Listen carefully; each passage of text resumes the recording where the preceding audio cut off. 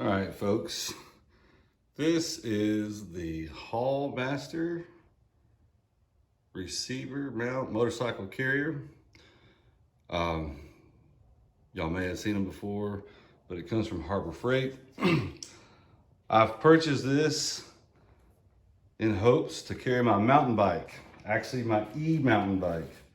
Let me get my bicycle over here. I'm going to show you what we're working with. Basically, this thing is made for motorcycles. So you have a rear wheel and a front wheel. And I don't know a ton about motorcycles, but I'm assuming the back tires are smaller, maybe on a dirt bike or something, than the front wheel. On a fat tire bike, they're not. And the fat tire bike, as you can see, it just doesn't fit right. I mean, you can make it work. You could put the front tire in here, you can strap it down. But the big issue I have is how wide it is. This thing is much wider than your pickup. And you know, it's just cumbersome. It takes up a lot of room. So what I'm going to do is I'm going to modify this to fit this bike. I don't know if all mountain bikes are the same, you know, axle to axle distance, but I'm sure they're pretty close. This is 26 inch, you know, fat tire. It's a Mongoose Argus Trail that I've converted over to an e-bike. I want to be able to transport this thing around. So that's kind of what I'm looking at. We're going to have to shorten it on both sides, relocate some of these supports, and hopefully, you know, we don't hurt the integrity of this thing. The bike only weighs 66 pounds the way it's set up. So this is rated for 400 pounds. I don't think we're going to, you know, damage this thing in any way where it won't handle this bike. So next thing to do is just get some measurements and go from there.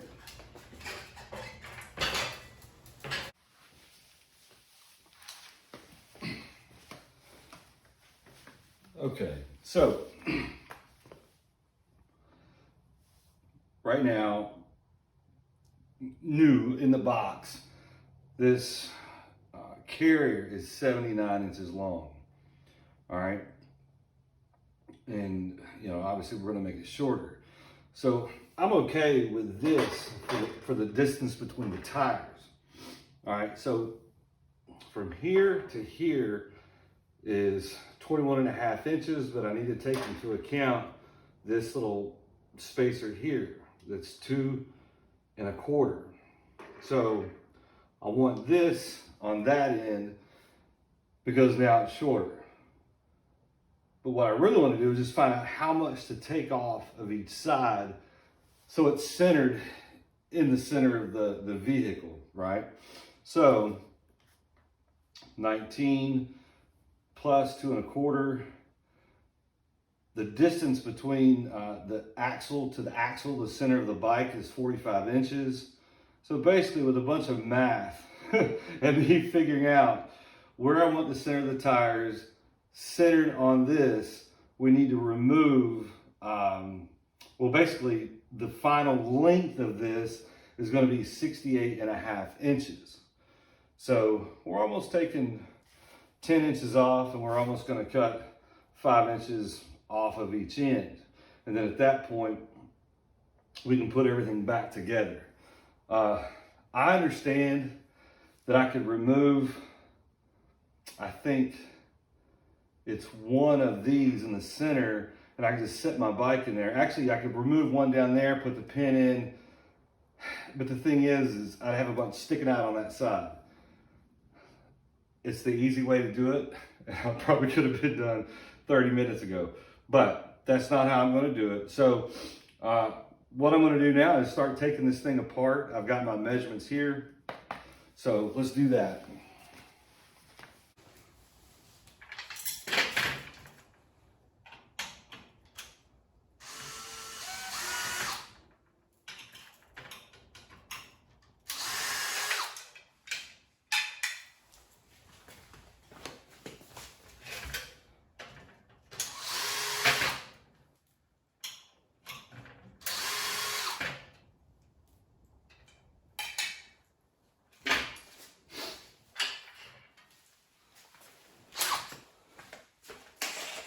Take the reflectors off first, just so I don't break them.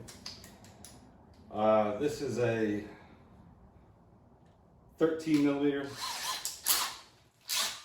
socket.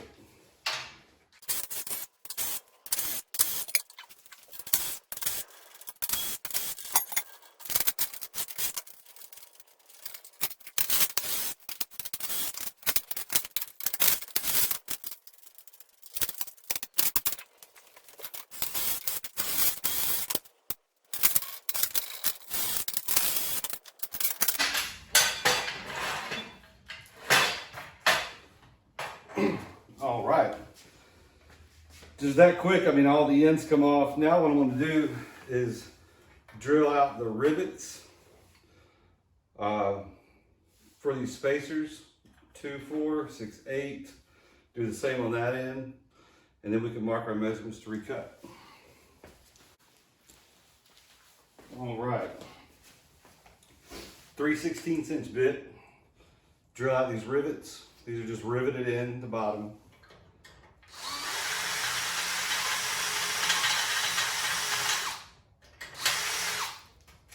Just pops right loose.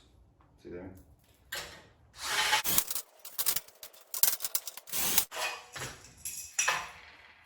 So there's your spacer. All right, we got 3 more to go.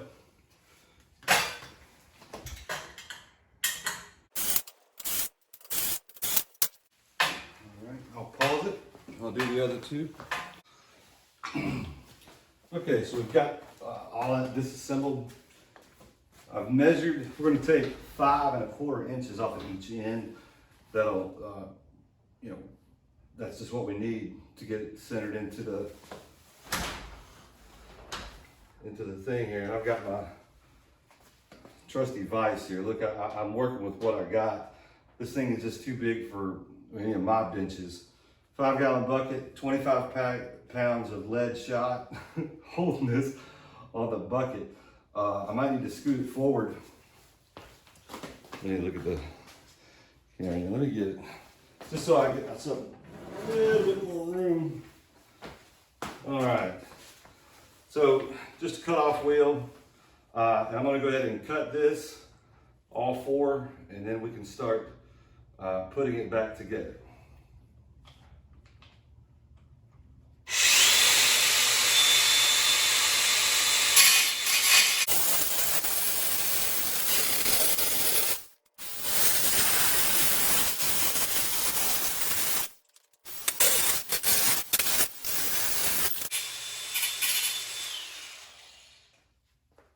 All right, let me do the other 4.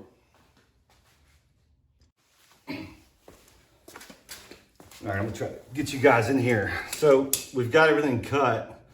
Now what I'm gonna do is I'm gonna use the cut pieces as templates, because there's holes here that we have to, you know, re-drill to mount this hardware so we can mount everything back the way it was, okay? I'll also be using these as a template to re-fasten these little steps or plates, whatever. There's 2, one I'll have to do here, one here, okay? So let me get these marked up and in the right orientation, and we'll get going.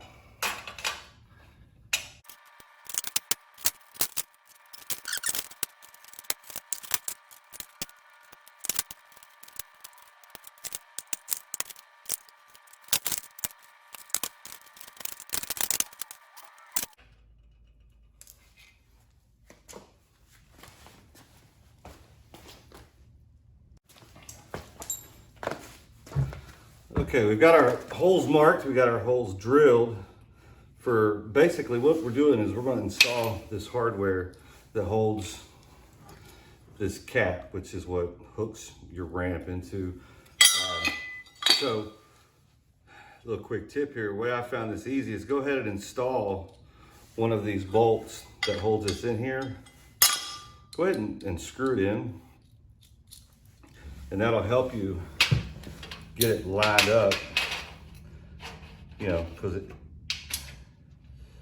fits a little flat in there. And I need to wallow my holes out a little bit.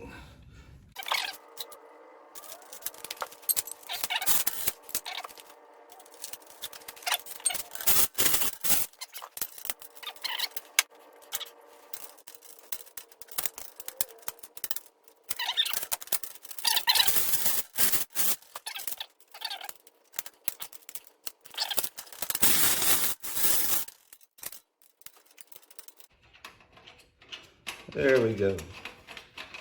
All right, we'll tighten these up and then we'll go and start creating the holes for the rivets that hold these plates down. All right, now for the rivets, I'm going to use this as a template. This is the end that I cut off. So we know that we want this plate right here to be in the same spot in relation to the end cap. So I'm just going to use the piece that was already there, because once this is installed, you can't see the holes from underneath. So there's no way to mark them on when it's in there. So place this to the uncut side. Mark holes. All right, I'm gonna flip it over and do the same thing over here.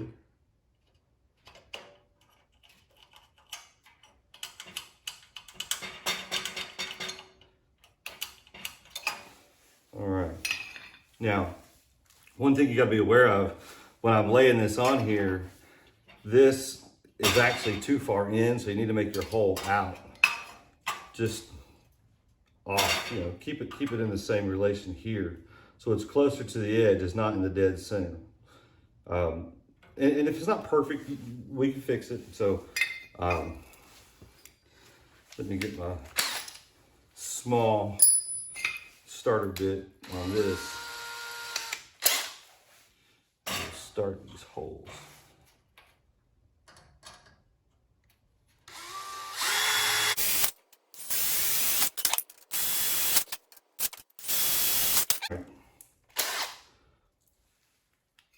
Now the next bit, we want it to be the size of these holes so the rivet will fit in there. So let's open these up.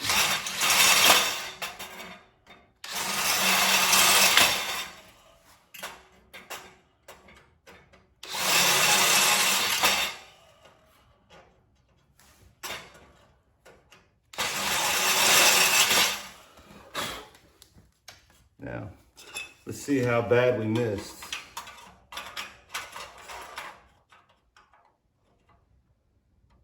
Actually, not too bad at all. I'm gonna have to open up one of them just a touch.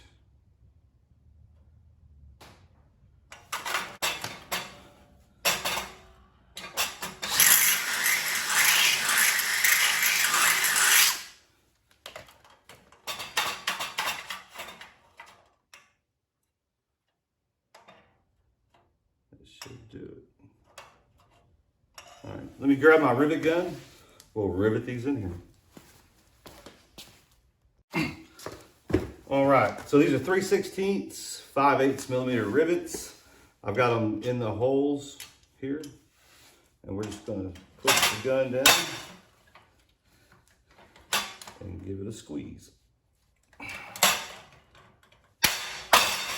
you go. All right. This one. Uh-oh. Got a little issue. We got a bolt in the way. So we're going to have to remove, looks like 2 bolts. To get those back 2 rivets in. So, all right. But just like the rest of them. All right, let me get these 2 bolts out. We'll get these other rivets in. All right, we got those bolts out, so let's go ahead and cinch these other 2 rivets down.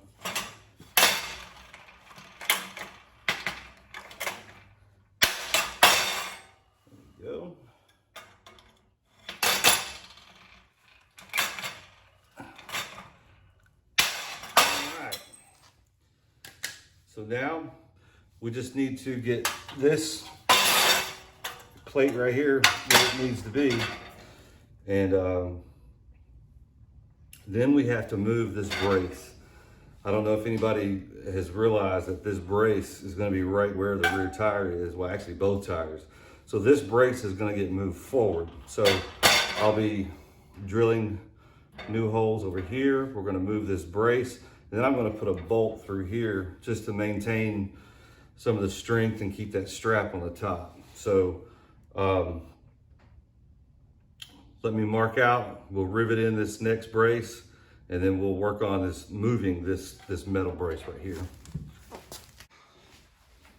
All right, folks, pretty much have it all back together. Time for the acid test to see if this thing is gonna fit.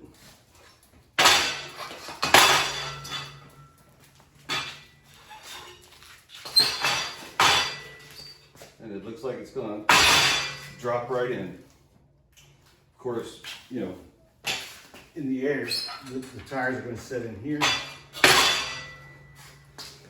But I think that's going to be a much better fit for that bike. Have equal amounts sticking out on both sides. I'm going to go ahead and put it together the rest of the way according to the manufacturer's instructions. So let me do that and see if we can't get a test fit on the truck. All right, folks, got it all installed. Let's see how it works. You loosen this, unscrew this tensioner. This is your ramp. So the ramp, the way I'm going to load the bike, with walk assist will go right here.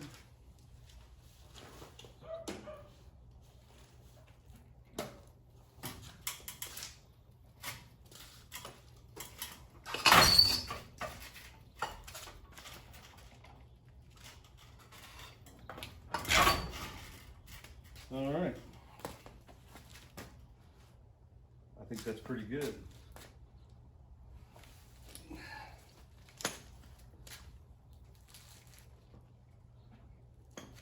Well, we'll save it for strapping it another time. I'm sure I could strap it. So basically, you'll strap it down. There's strap hooks here.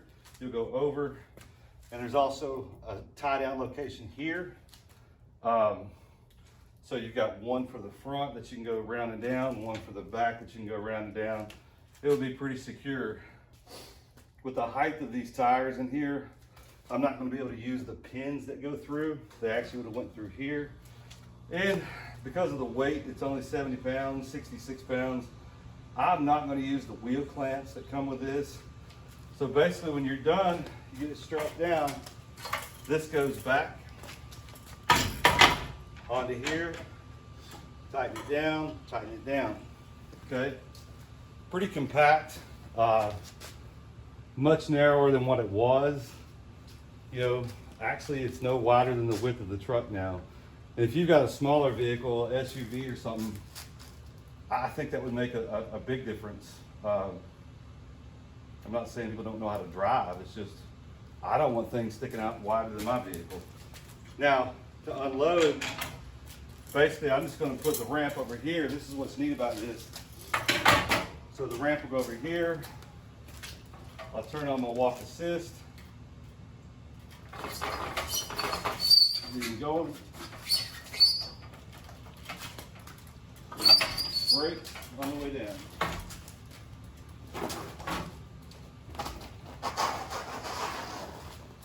Much easier than lifting and dealing with a 66-pound bike. So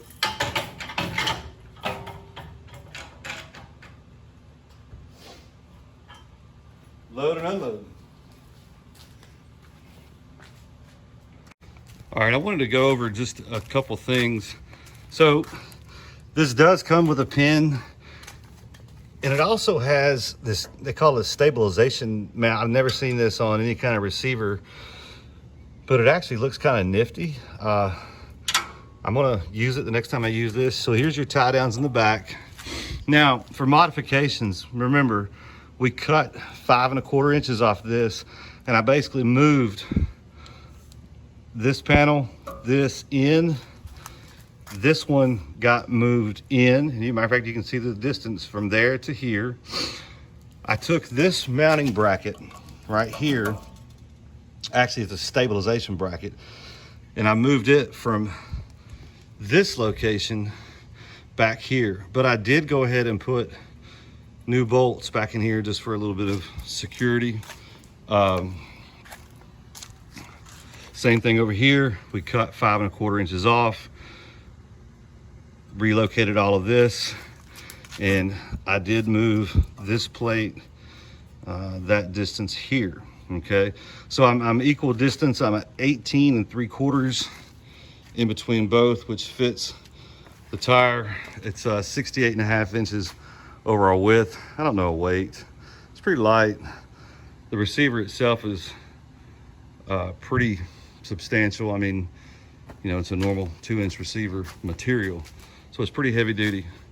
Pretty much it. If you have any questions, post them down below, comments, like and subscribe. Thanks folks. Bye.